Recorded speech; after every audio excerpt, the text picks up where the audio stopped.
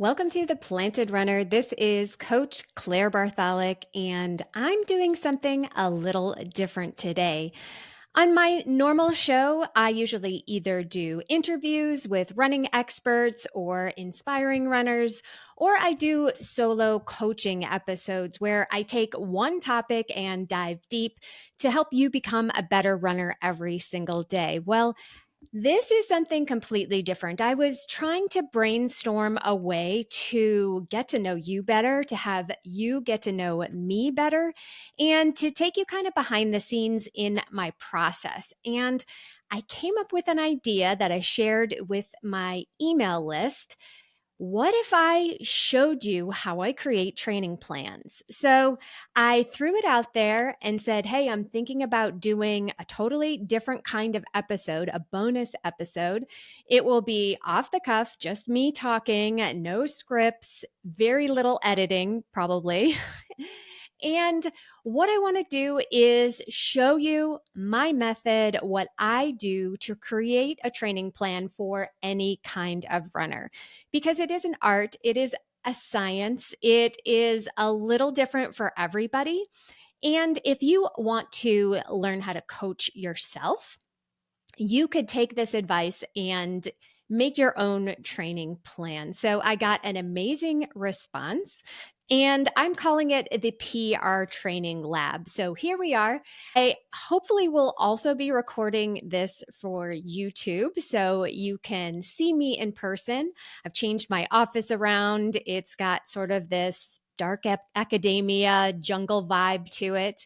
And I wanted to get back into YouTube a little bit, but I don't think I'm going to be hiring a video editor this time. So please go easy on me if this does not turn out perfect or if I don't get it done in time at all. We're definitely doing the audio version, but I am planning to do video too.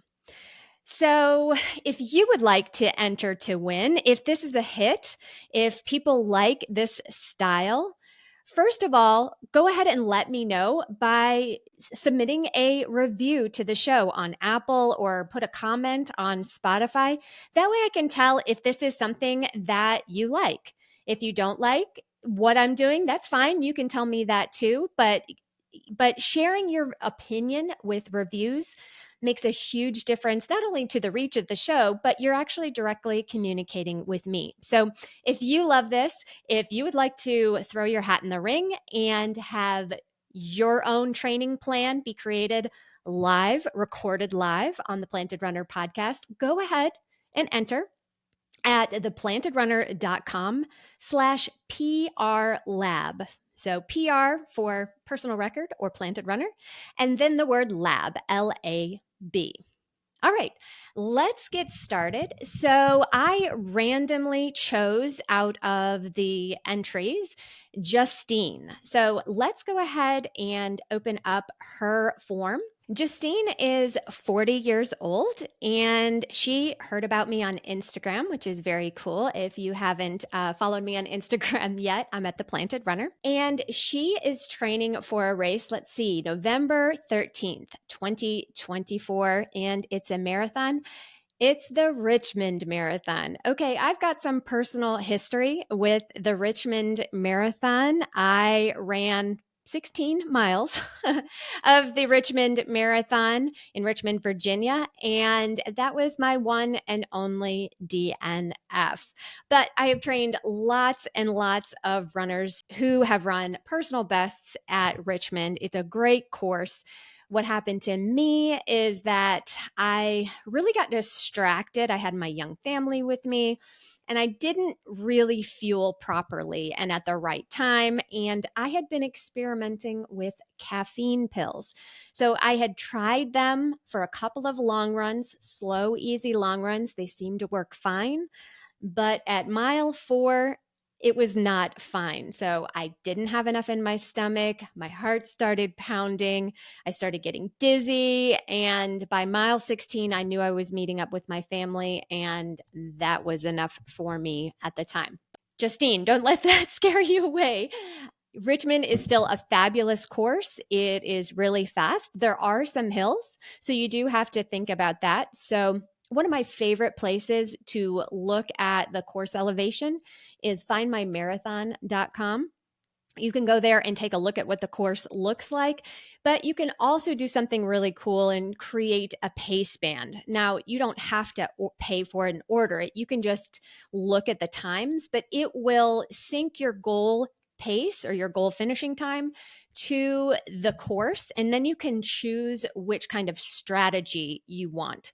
So, for the most part, I always recommend a more conservative strategy and either even splits or negative splits. So, negative splits are when you are going slower at the beginning half and faster at the end. That's a challenge to do. But if you can't actually pull that off, even effort is actually what you are really looking for. So, you're holding back at least the first half, and then you're saving your energy for the end. Okay, so let's go back to Justine. She has been running 1 year consistently, but on and off for 20 years. And she put a little laughing emoji on her form there. She is an American, I'm assuming, because she likes miles instead of kilometers. She doesn't have any reoccurring injuries. So I'm going to go back to why I ask, how long have you been running regularly? So if this was her very first marathon, if this was, she hadn't been running or she just was a brand new runner, I would say running a marathon your very first year, if you're not conditioned to running, is not that recommended. People do it all the time, right? But running long distance takes a long time to train to build up to. So I would say, for the most part, don't try to do a marathon your very first year if you don't have another base. Now, if you're coming from, let's say, cycling and you're some hardcore cyclist and you switch to running, you have a really big aerobic engine. I would say don't jump right to the marathon, even in that case, because, cycling is a non-impact sport, or at least should be. So your bones and your tendons haven't gotten used to the pounding of running yet, but you have a huge aerobic engine. And honestly, people like that tend to get injured real quick because they can do more aerobically than their legs can actually handle. So sometimes that leads to injury, but I don't know if that is the case with Justine yet. Let's check that out. She doesn't have any injuries, so that's good. Okay, what are your recent, in the past 6 to 12 months, race times and distances? So, I want to know, when I'm setting paces, what is roughly your ability? So, the best way to set current paces is current races. Okay, we don't want to simply train for some kind of goal race with a goal time. We might get there, but we need to know where we are right now. And if we've raced recently and it went well, that is a great sign of your current fitness. So that's really what I'm looking for. So if she had just raced a 5K last weekend, gave it a good effort, that would give me a sense of where her fitness is so I can set her paces. So she says that she could run a mile in 7:40. She ran a 10K in 54:04. And she ran the Richmond half last year, 2023, in 1 hour and 54 minutes. Okay. So a year ago, well, I don't know when the Richmond half was. Actually, it was probably the same time as the marathon, I believe. I could be wrong about that. But let's say it's the same time last year. So that would be in November.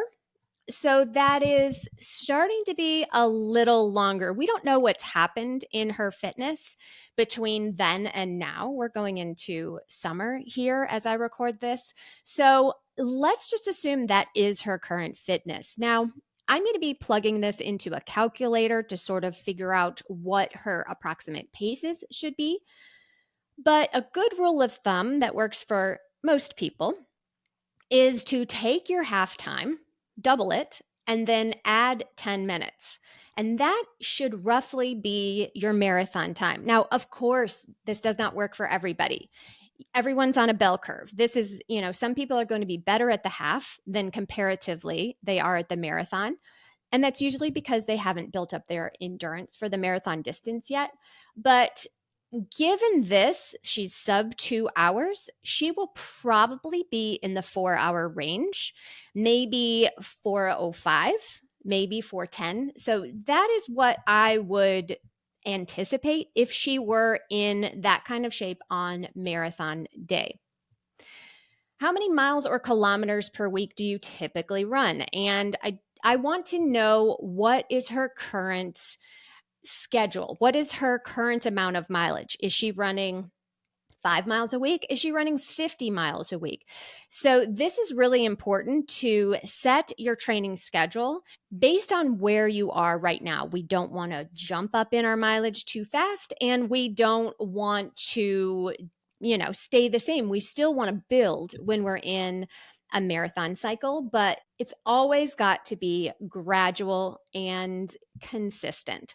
So she says she has been running 15 to 20 miles per week.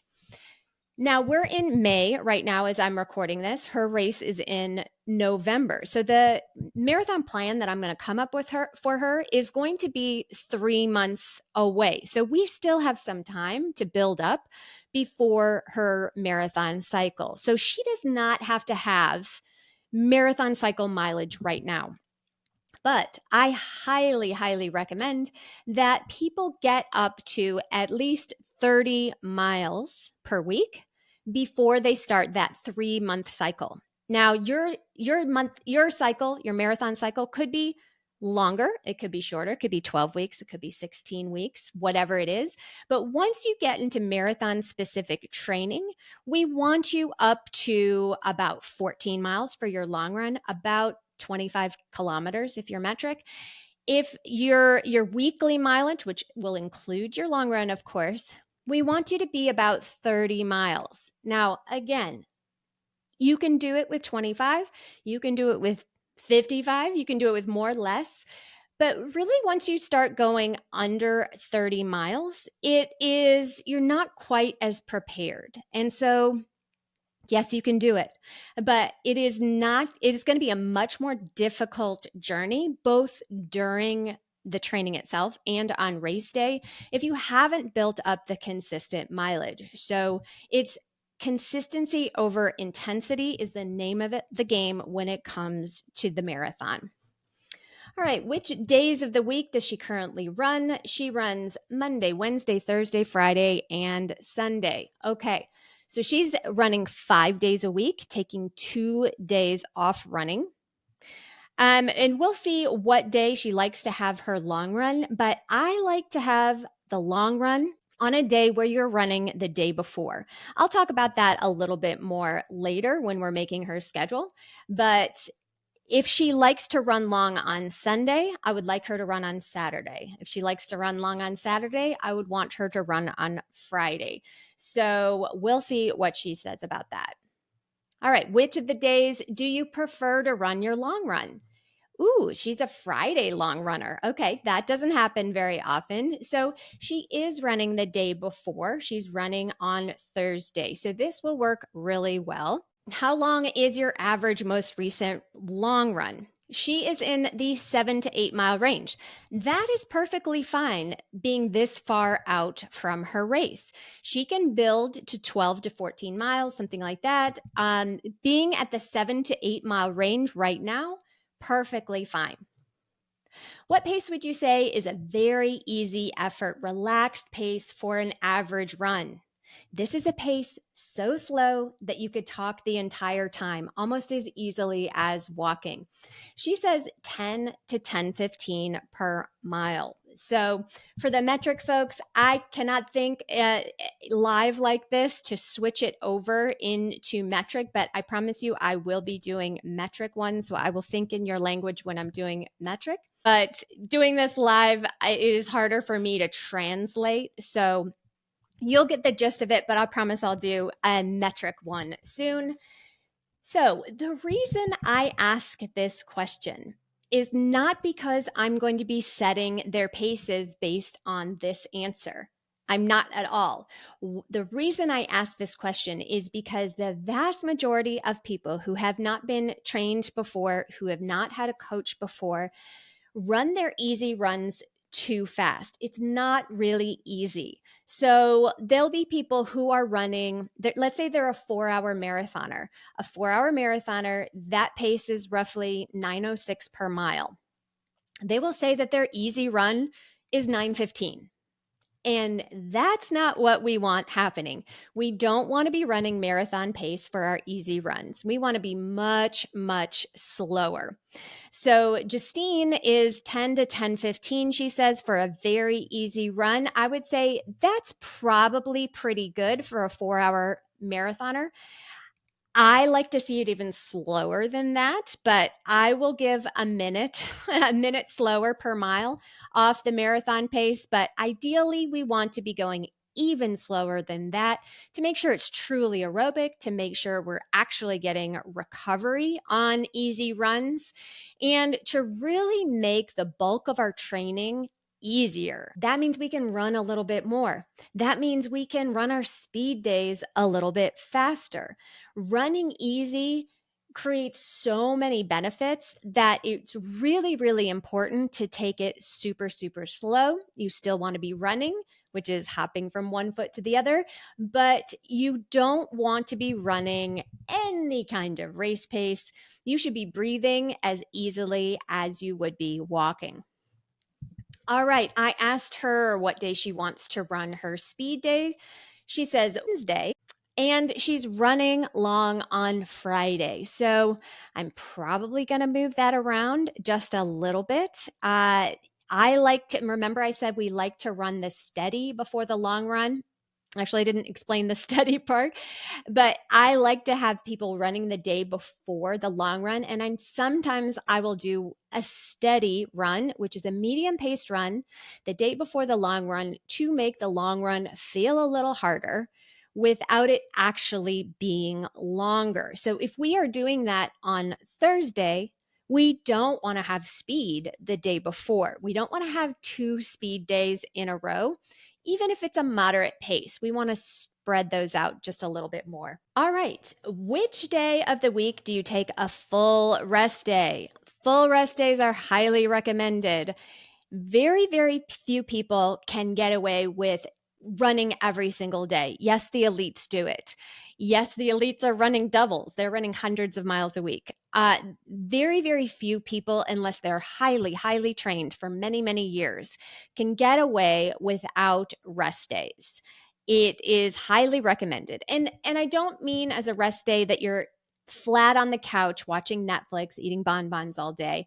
What I mean is that you're not actively training, certainly not running, not doing some other heavy cross training, something like that. If you truly want to focus on running the marathon or any long distance to the best of your ability, rest days help you absorb the training so that you can do specific training better. If you're constantly in sort of a low grade work mode all the time, you're never fully repairing.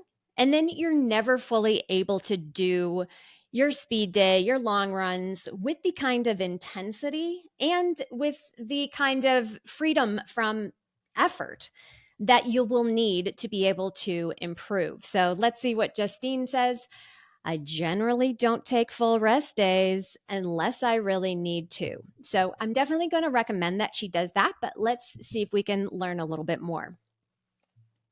What are your non negotiables when it comes to training days? So we have lives. We're not just runners, right? We have things that we are doing that impact our running, work, family, hobbies, whatever it is. And sometimes the perfect running schedule needs to be tweaked a little bit in order to fit our lifestyle. So, what she says is she's flexible and she's willing to modify her current schedules. Hallelujah. Perfect. This is my favorite, right? I'm sure Justine has a lot of things going on that she will be moving around with this new schedule. But I'm glad to know that that she is flexible. If she's not flexible, let's say she couldn't run at all on Wednesday, that's fine. We can move things around, but I always want to know if there's some non-negotiable that we have to work around. Okay. The next thing that I ask is what kind of training schedule would fit you the best? So, again, I start with the long run. Let's pick the long run day. And then remember, let's try to run the day before if we can.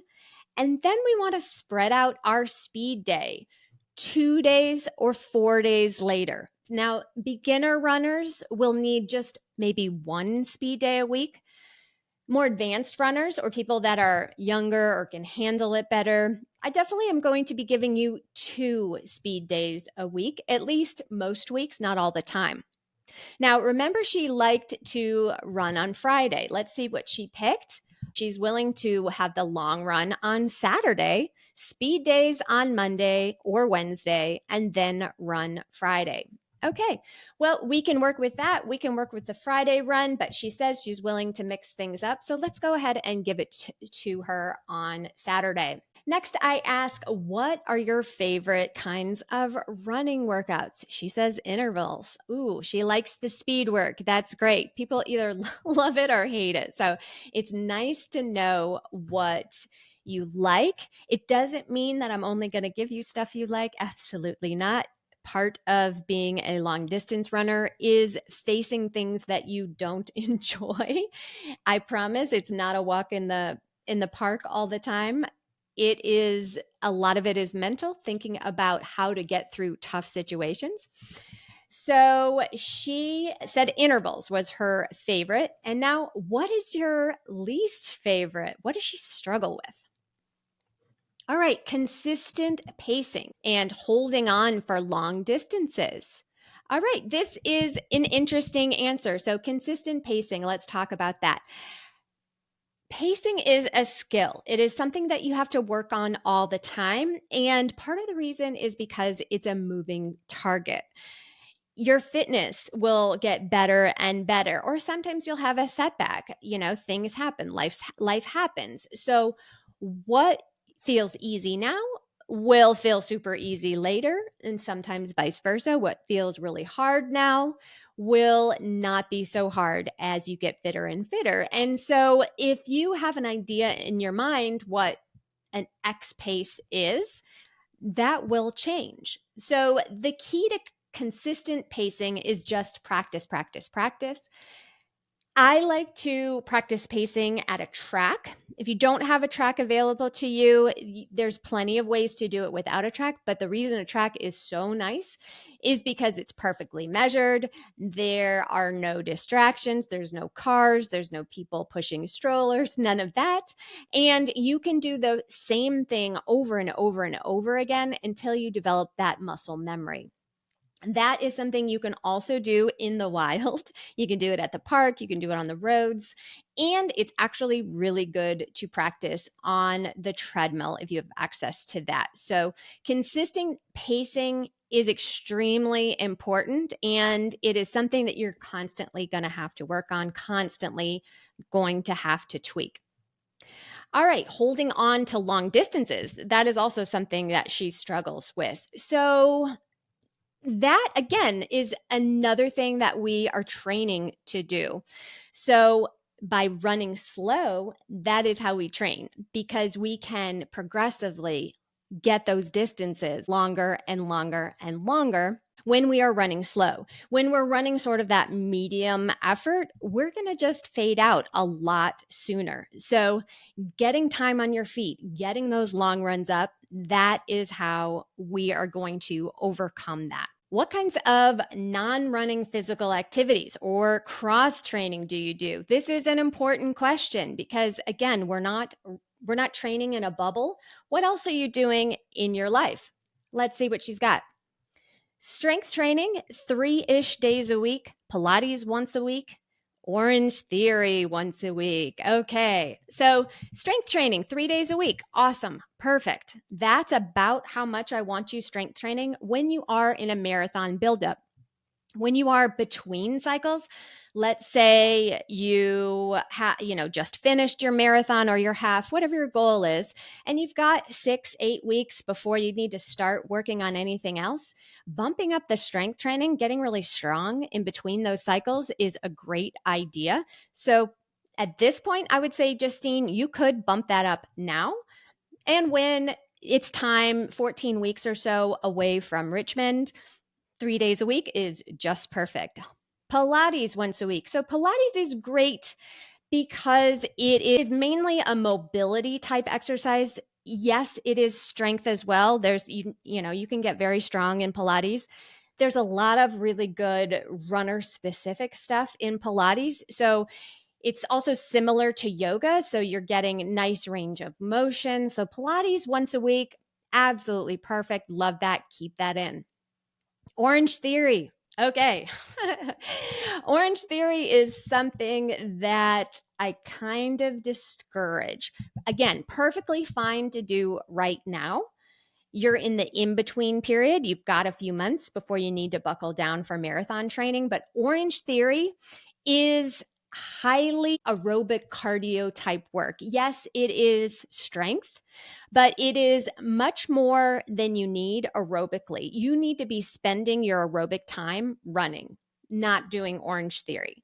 So it's again perfectly fine to do when you're in the middle of in between cycles. But once you start getting marathon specific, it becomes a bit much.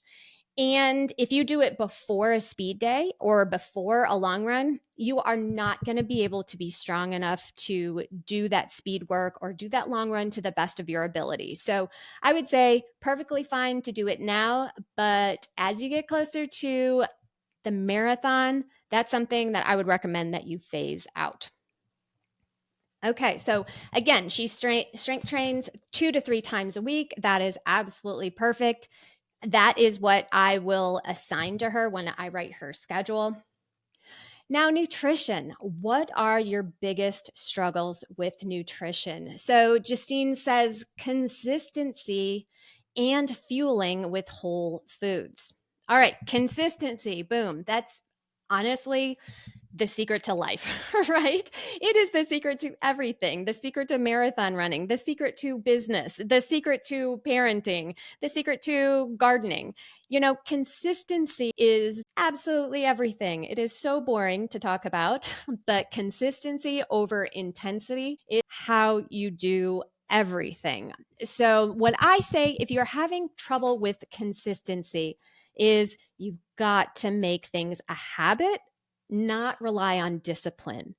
Discipline is like a finite resource. You'll run out of discipline. If you are having trouble getting your runs in because you're saving them till the end of the day when your willpower is gone and and you're tired and the kids are screaming and all you want to do is lie on the couch, you're not going to get that run in. But if you front load your exercise, do it at the beginning of the day when the world is quiet, no one is bugging you, there's no emails to answer, that is when you're going to make it a habit. Brushing your teeth is a habit. That's not something you have to think about, right? You just do it every single day. Same thing with running. If you do it, I wouldn't say everybody has to run every single day. In fact, most people should not run every single day, but you can have a movement practice every single day.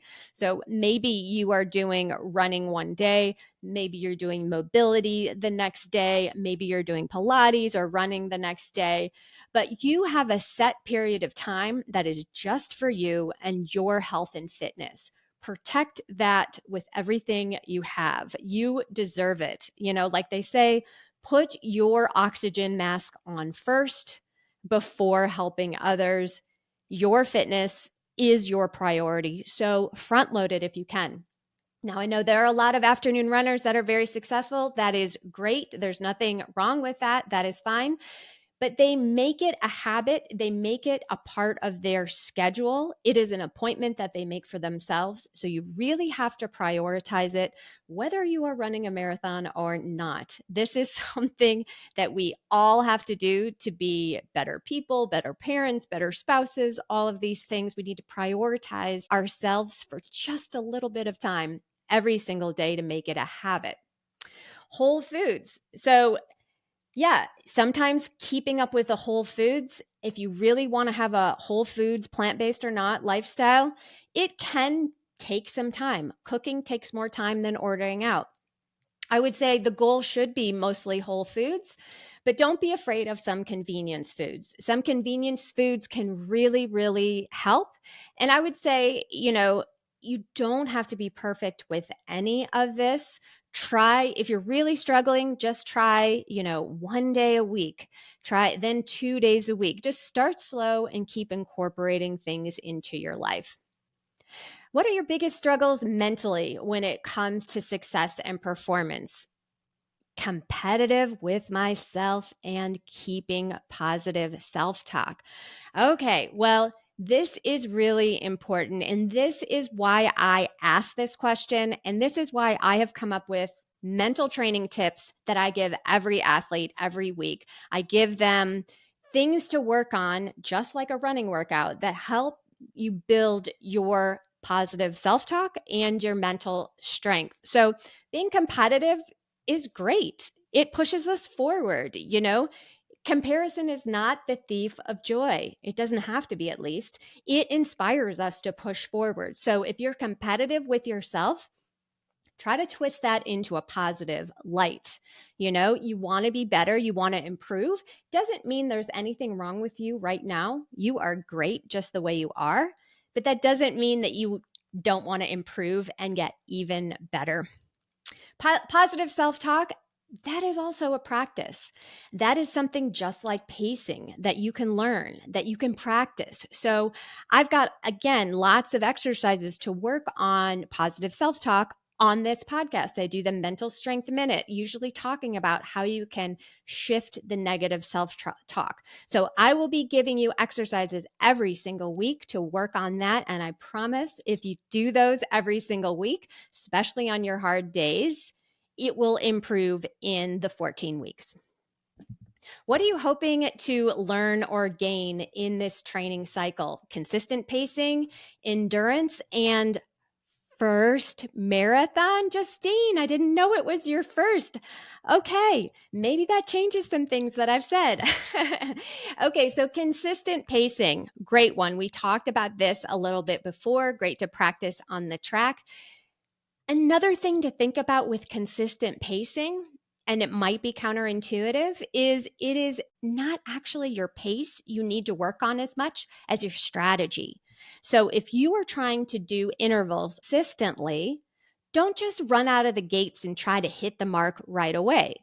Think about your effort. Sandbag that first one, because effort always rises as we go on, right? The longer the workout, the harder the effort. So effort's going to rise even if you stay at the same pace. So start off a little easier than expected and see how it feels. And when you do that, you chill out a little bit. You quiet that negative self-talk, and you're able to get all the way through the workout, hopefully with relatively even pacing. Again, this is a practice. This is not pass or fail. This is something that we try to do better and better each time. But again, do yourself a favor, start off easier than you think, and see where it gets you. Endurance. Okay, honestly, that's all about slow running. Time on your feet. Keeping up endurance or building endurance is keeping it aerobic. Make sure you can talk when you're running. Make sure you can sing along with your music or argue with your podcast. That's how you know that you are staying in the aerobic zone. And she said it's her first marathon. Okay, so your first marathon, super exciting. The goal with the first marathon is simply to finish. I'm going to say it again. The goal with your first marathon is simply to finish. And I know if you're competitive, I am a competitive person, simply finishing is not good enough. We want to do our best, but this is uncharted territory.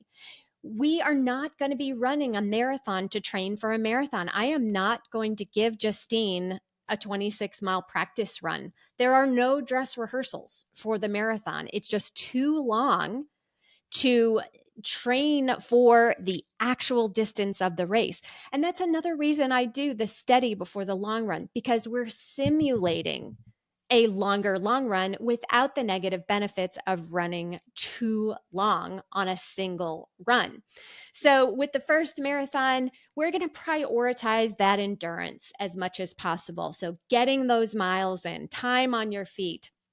We didn't even talk about fueling here, but fueling is going to be a big part of getting through the marathon well. We'll talk about fueling in a future episode, I'm sure, but I will include some fueling tips and tricks along the way, how to fuel every single kind of run. And speaking of, if you did want to know how to fuel any kind of run, I've got a freebie for that. If you're not already on the list, it's theplanedrunner.com/join. And, for your first marathon, we just want to get through it, right? She's done the half before. The half is is not half of a marathon. A marathon is more than twice as hard as the half. I got to break it to you. It is more challenging than two half marathons because the fueling is so much different. I mean, the fueling plan can be very similar for a half and for a full, don't get me wrong, but the effects of running, getting a deficit of fuel, is very, very different for the half and for the full. So everything is amplified with a marathon. So again, the goal is to finish hopefully with a smile and see what you can learn for next time, because I promise you most people get the bug and will want to do another one after that. So you'll want to recap your race. I got a freebie for that too, theplanedrunner.com/race recap. And you want to make sure that you learn from your mistakes. Justine, you're going to make some mistakes. I promise you're going to, but that will help you be better next time. If you make no mistakes and if you crush your first marathon, congratulations. But even if you did that, there's still going to be things that you can learn for next time. All right. So anything else, Justine, that can help you to add to your success for your very first marathon? She says the schedule is flexible and she's willing to move things around as needed. Well, that's great. I'm really glad that she is able to move things around. If you are flexible with your schedule, it is a lot easier to get all this done well. So what I'm going to do for Justine is give her a schedule. We'll go ahead and do the Saturday long runs. If she wants to do Fridays, we can switch it. But if she's willing to do Saturday, that's fine. I'm going to start her off with 4 days a week. So she'll be running long Saturday. Speed day will be Monday and or Wednesday. And then she'll run Friday. Okay. So that is a little behind the scenes of what I'm looking for when I am introduced to an athlete and when I make a training schedule. So I think I've gone long enough. That is a great first time for the PR Training Lab. So let me know what you think. The best way to do that is to write me a review on Apple Podcasts.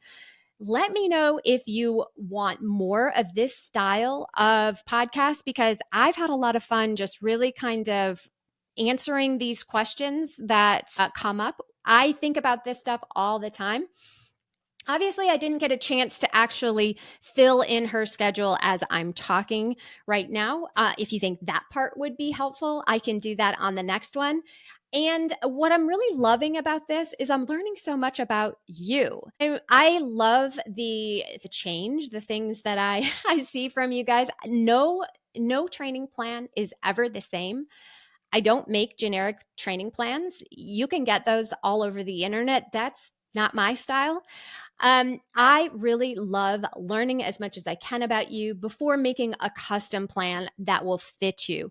Now, all plans need to be flexible. Life happens, especially when we're this far out from the marathon. So I'm going to go ahead and make Justine's plan and send it to her now. So thank you so much to everybody who has already submitted their form to the PR training lab. Again, if you would like to throw your hat in and have me talk about your training, how I would design a schedule for you, go ahead and go to theplantedrunner.com/PR lab. And I hope to do your plan next on a future episode of the Planted Runner podcast. That's it for me for today. Have a great run today.